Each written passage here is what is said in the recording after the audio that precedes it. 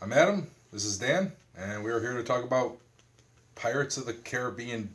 Dead Men Tell No Tales. I had to think about that for a second. I You wanted to know, say Dead Man's Chest, yeah, but like, then I was like, and you no. were you were about halfway through the title, and I was going to help you, and then I forgot it too. Yeah, like I completely Which, forgot what the title is. I just which, want to uh, call hey, guess what we thought of the movie? it. I mean, honestly, I didn't dislike it as much as Alien Covenant, though. I mean, I didn't either. Well, I was gonna ask to start off this review. I guess I was gonna ask you what is your opinion on the other pirate films? Like a quick Um, 1 sentence review of the ones that you've seen, because I know you I've didn't see seen the first other three. one. The first two are actually really good. The first one has the better story. It's one sentence. Okay. The second one is probably the most fun. Okay. It's 2 sentences. And then the third one is long and boring, and I don't actually like that one. I never saw the fourth, though. Yeah. I'm a little bit the same way. The first one and the second one to me is like I think I like them equally, but I have more fun watching the second one. Mm-hmm. Like both of them, I don't think they're great movies by any Well, no. means, but they're very good. Yeah. And I know the first one is since has been gone on to become considered a classic.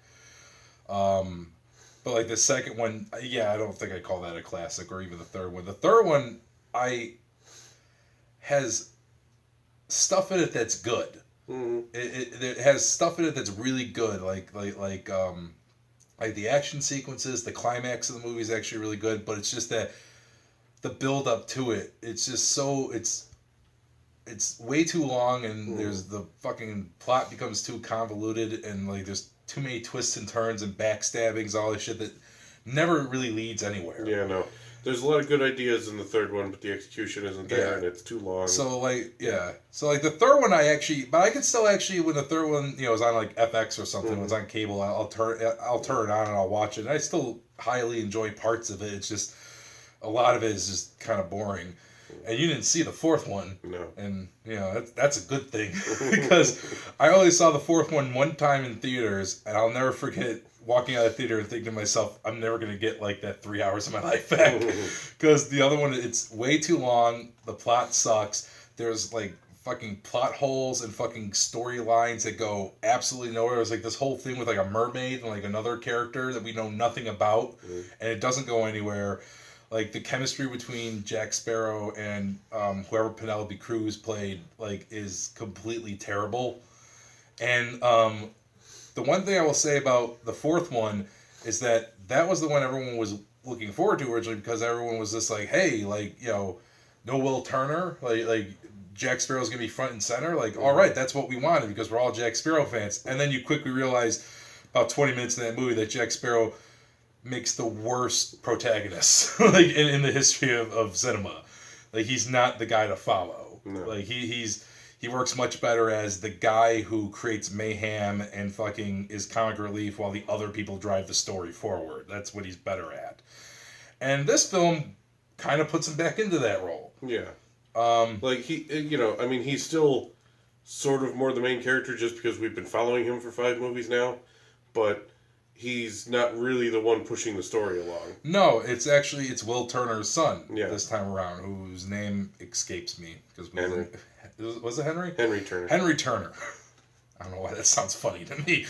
All right, well, yeah, he's the guy who pushes this story forward, because the whole movie's about how he wants to find the Trident of Poseidon?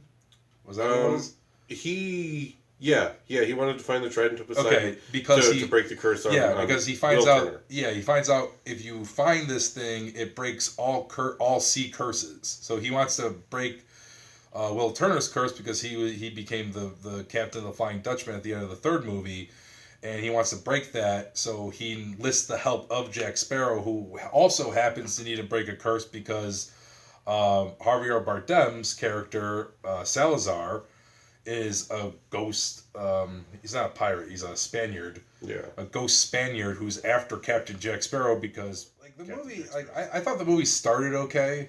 Like, it starts off with young. Yeah, Henry it starts Turner. off with like a big heist. Yeah. Well, there's the scene with Henry and Will. It sets up what Henry Turner Yeah. wants to do, because you first set up. They first start when like Henry's, I don't know, like 10 years old probably, or something like I that. think he was 10 or 12. Yeah. Yeah, he ends up trying to kill himself in the sea, so that way the Flying Dutchman will appear, and then he talks to his father. His father tells him, "Oh no, just let me be. All this stuff, just go on with your life." And then that sets up with, okay, now we understand why Henry wants to find the Trident of Poseidon, and then Jack Sparrow shows up, and in a fairly Jack Sparrow way, like, I don't want to really spoil the movie for anyone who wants to see it, but like he shows up, makes quite an entrance, and then, like, there's a big heist action scene, which is completely implausible, but still kind of fun. It's one of the more memorable parts. Yeah, I mean, it's I've seen people complain about the heist part, about it being really far fetched, but I'm kind of like, it's an action. It's an action movie. And, and the thing of it is, like, far-fetched. Like, the best parts of this movie were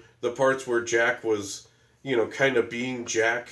Like, and that is actually a plot point. I'll give them credit, because they do point out in the movie that some of Jack's luck, his tendency to get out of any situation and come out on top, is not working as reliably as it used to. No. And so, like, this scene, we see, like, the cleverness there. We see he gets one over on these townspeople, and he almost gets away with it. And then there's a bit of bad luck. He doesn't get the riches that he wanted. No. But it was still, there was still cleverness there. There was something interesting going on. And then, and that was a memorable way to start the movie. It was. I actually like the way it's set up in the beginning with Jack Sparrow basically being this once legendary pirate, which, like, okay, granted, in the whole series he's known as this legendary pirate, but then you meet him, you end up finding out he's not as fantastic as the tales make him out to be. But the one thing I do like is, like, it sets him up as if, like, he's no longer, like, the Captain Jack we all know. He's lost the mojo, basically. Yeah, he's basically lost his touch. And, it ends up starting off with, like, his crew end up, like basically kicking him out and being like, we don't want to follow you anymore and all this shit. And he ends up kind of going on, like, basically a drinking binge where he's basically down on himself because he realizes that he's not the man he once was. Yeah. And I was like, this is actually really interesting, the way they're setting this up, the way how it is. It's actually starting to be really interesting. The one that brings it back to him not really being the main character had the more interesting plot for if he was the main character. Yeah. And I was like, this is actually starting off fairly interesting, but then that all goes away within about 30 minutes of the movie. Because within 30 minutes of the movie, he gets his crew back. Yeah. He's back to being his old self. And that's the weird thing. It's like, again, I guess we won't spoil it too much, but he doesn't get his crew back on his own. Technically, they are given back to him from someone else, but then they just unquestionably follow him again. Like they immediately just like tie up the other people and just, okay, Jack, what are we doing next? Let's talk about, I guess, some performances. Okay, well, Javier Bardem is Javier Bardem. He's always interesting. He's always cool. Yeah, in my opinion, he's one of the better performances in the movie. Yeah, definitely. He definitely makes a really good bad guy. He's trying. And, and a lot of the ways that he fails to be, like, a bad guy is not his fault. It's the movie and the writing and the directing. And, in fact, one of my favorite parts of the movie, which, sorry, isn't a performance, but it has to do with him, is there's a flashback to when he first meets Jack in the incident that makes him hate Jack more than anyone else. And in that part, he's not cursed yet. He's not a ghost. Yeah, he's not dead. Yeah, he's alive. And in that part, he is intimidating, but he's also charismatic, and he's very, he's very cool. He's very suave. He's exactly what you want from a villain. Yeah. And I wish he'd been that way the whole movie. I felt the same way. I was just like, I understand, like, there's, like, a supernatural element and stuff to pirates, but I was like, but you know what? If they would have just made this whole thing just he's a Spaniard who wants to get rid of pirates and just kept him the way he was when he was alive, like, just kept him alive, don't make him curse or anything, I think it actually would have been better. Other performances, Henry was kind of, like, Orlando Bloom as Will Turner gets a lot of flack in the originals for being kind of, blank and wooden. Yeah. Compared to Henry Turner, he was freaking Laurence Olivier, because this kid, I don't care at all. No, like, there's no charisma there. I couldn't care. What I was going to say was that the other, in my personal opinion, one of the better performances in the movie was Jeffrey Rush. Oh, yeah. Definitely. But you could fucking... I mean, he was good in the remake of House on Haunted Hill, for God's sakes. That movie was terrible. Yeah, that movie's terrible, but he was good in it. Right. Like, he's the type of guy where you could give him shit and he'll make chicken salad out of it. He's kind of another Javier Bardem. You throw him in something, you're going to remember him anyway. Yeah, and he does a good job. I mean, he's just Barbossa, but they've at least, he doesn't, Barbossa looks at least like he's been through some adventures. Yeah, well, as yeah, time and that's the goes thing. on. Is like his character looks like he's changed, whereas Jack is still wearing the same old Jack stuff. He's doing the same old Jack stuff. Well, Barbossa, he looks like he's been through some stuff, and the way his character is presented to you is that he has changed. Because I want to talk about the biggest problem I had with performances, and that was Johnny Depp's. Yeah. And here's the thing: it's not that he gives a bad performance. It's just, and it's not even like, okay, it's Captain Jack. We've seen this before. It's just more of the same. It's not even that. I don't know how to describe it, but basically, when you watch him in this movie, it's as if you're watching Johnny Depp trying to do his best Jack Sparrow impression. Mm-hmm. Like it's been so long since he's been this character, I'm not sure he even remembered how to be this character anymore. So when I'm watching him, I just feel like there's a disconnect in his performance. Yeah, like, and maybe most of that has to do with maybe he didn't want to be there, maybe he had no interest in doing the movie in the first place. I don't know, but you can tell he's not having fun with it like he did in the past. Like I remember talking to you even from the trailer, I could tell that he like, to me it felt like he wasn't in it anymore. And like, but this one probably has to be maybe the least funniest of the pirate movies. And again, it wasn't that they weren't trying to be funny, because that would be another thing. If they were trying to maybe change the tone, make it take itself a little more seriously, I could get on board with that. But they clearly wanted it to be funny. They wanted there to be jokes, at least every other scene, if not every scene. Mm-hmm. And most of them just didn't land. Even when it was Jack, a lot of them just didn't land. Anywhere in that. Mm-hmm. There's a lot of scenes and plot points in this movie that go absolutely nowhere and could have been taken out easily. There's a witch character in this movie who appears out of nowhere. And I don't mean like a witch like she teleports. I mean like just for no reason. She appears for 2 scenes and serves very little purpose. And it's a scene where it's like you could have easily have done this in a different way. Mm-hmm. And the only reason I can think of why she's here is so that way when they eventually make Pirates 6, she'll probably be a big part of it. That's literally the only thing I can think of. It's the only reason I can think of why she's in it. Because she's only in the movie for 2 scenes, maybe that total about 5 minutes of screen time, and that is in the film. Yeah. Like, this is supposed to be literally like 20 years after At World's End. Why does Jack Sparrow still look like he hasn't aged a day? Granted, I know Johnny Depp's a fucking freak when it comes to aging, because the guy's very good looking for a 50-year-old man. But I'm just saying that time has passed. Could they have not put a little bit of gray in Jack Sparrow's beard or something? And it also kind of like the female character. One thing that I got really sick of was the ongoing joke that she's smart, so everyone assumes she's a witch. Yeah. That was funny the first 2 times it happens, but as it tracks on in the movie, it starts really wearing out. You know what? Like I hated it too, and part of what I hated about it was that it kept happening with other characters who should know better. Yeah. Not even necessarily that they should understand science or math. I get that, but we're dealing with Jack and his crew who have been through multiple supernatural things, and they're looking at her like, oh, she's a witch. You met a literal god of the sea. Why is this lady scaring you? Why are you questioning this all of a sudden? And then my favorite part is that she questions ghosts. Yeah, when Salazar shows up, she's following this prophecy thing. But she's going after the trident of Poseidon. And that's a shame because. She's still not great. She is kind of flat. She's more interesting than Henry. She is. And her story was, I don't know if it's one of the bright spots, but again, it was more interesting than most of what we saw. Yeah, it was. Because, she has, the science stuff, which again is she's using that in contrast with all the mystical stuff that we see, which is really interesting, and that's cool. And then, of course, she ends up... And she never met her father, but, she goes on how he must have been this great astrologist and all this shit. And it's never toyed with until about halfway through the movie that, someone we know is her father. Mm-hmm. And it's like... And then it immediately becomes obvious who it is. And then it becomes... as soon as they bring this up, it becomes immediately obvious. And it makes absolutely no fucking sense. And again, to care. It comes off, that whole subplot, and actually some other ones like The Witch and other stuff we brought up.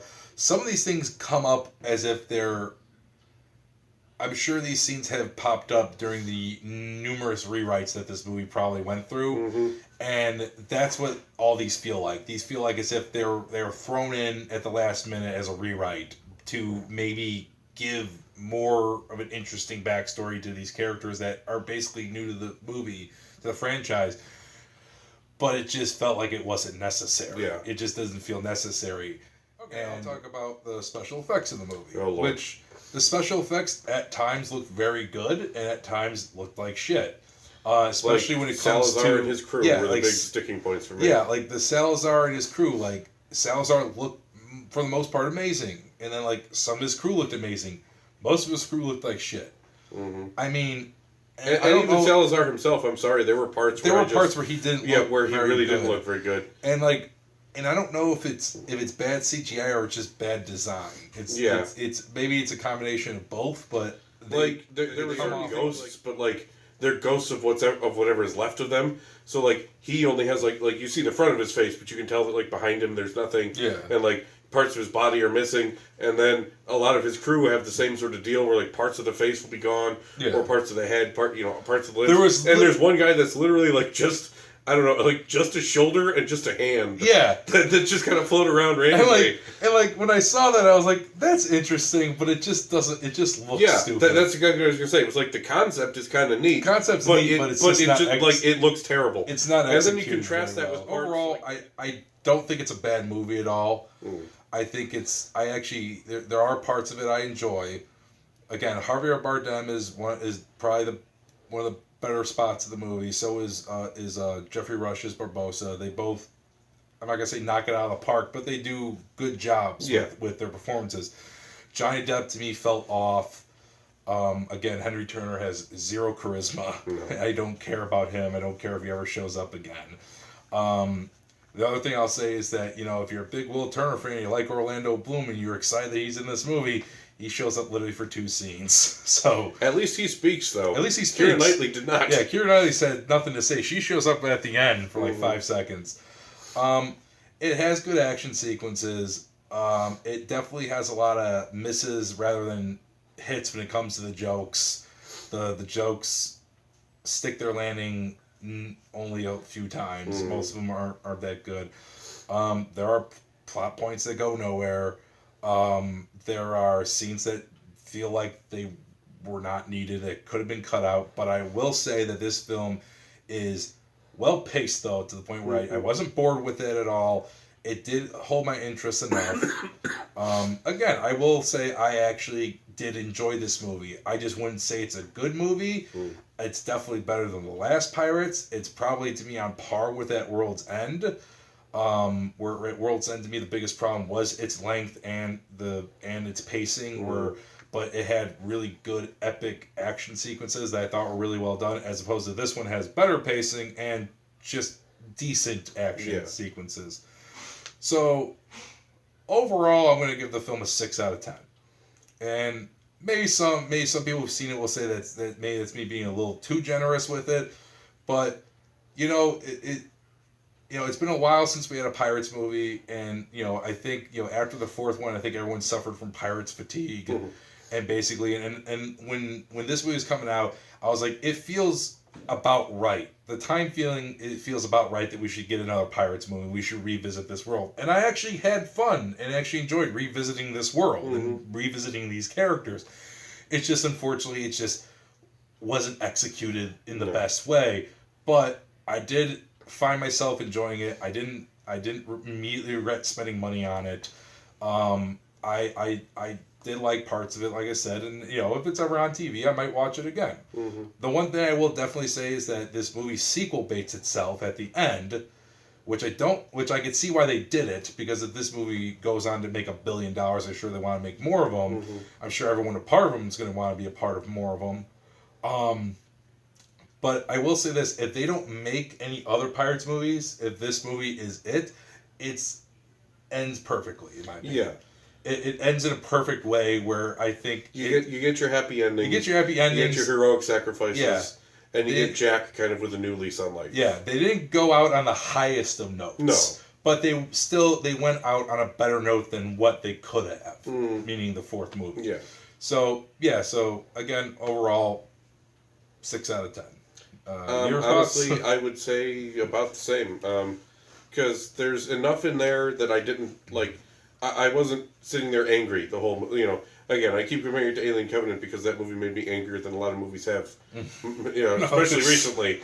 Like, through lots of Alien Covenant, I'm just sitting there, I don't know if I'd say angry, but frustrated at the characters and the decisions and just why are you doing this? And in this movie, for all of its many faults, the characters were acting like the characters should. They were doing the things you expect them to do. It wasn't always the most entertaining, but it wasn't frustrating. And I think that counts for a lot for me. Also, there were some set pieces that were cool to look at, even if CGI wasn't the best. There was, there was clearly effort put in to want it to be this big epic, adventure. And it wasn't pulled off great, but there's enough, there's a few bright spots, but there's also just enough of a feeling of wanting it to be good that I feel like I'm willing to give them credit. I would say exactly what you said is 6 out of 10. I think this is now twice that we've had exactly the same score, which almost defeats the purpose of having more than one person. But I would say, it's just above that average where I'm not going to tell you, you need to skip it or you need to not care at all, but it's not high enough where I'm suggesting you go out of your way to see it. Yeah, I was going to say, I think the best analogy for the movie is it's like going to Disney World. You wait in line to ride Pirates of the Caribbean, you wait a while, you anticipate it, you get on the ride, it's fun, and then Johnny Depp shows up. And Disney World specifically. Yeah, Disney because World Pirates in Disneyland is actually longer and better. Because you get off Pirates of the Caribbean at Disney World, and you're like, it was fun. Yeah, it's a classic, but why do they have to update it? Yeah, pretty much. Yeah, yeah, and that's how I feel about this. That is a very good analogy. Yeah, that's how I feel about this movie. Yeah. All right, so that's good. Do it for this review again. 6. All right, we'll probably be back next week with Wonder Woman. With something, yeah. Which most likely Wonder Woman. Yeah, Wonder Woman comes out this Friday. Yeah. So we'll probably come back with Wonder Woman. I've been hearing good things, so maybe we'll see that, and maybe we'll have both difference of opinions on it. Maybe this time. Hopefully. At this point. All right. Yeah. All right. See you later.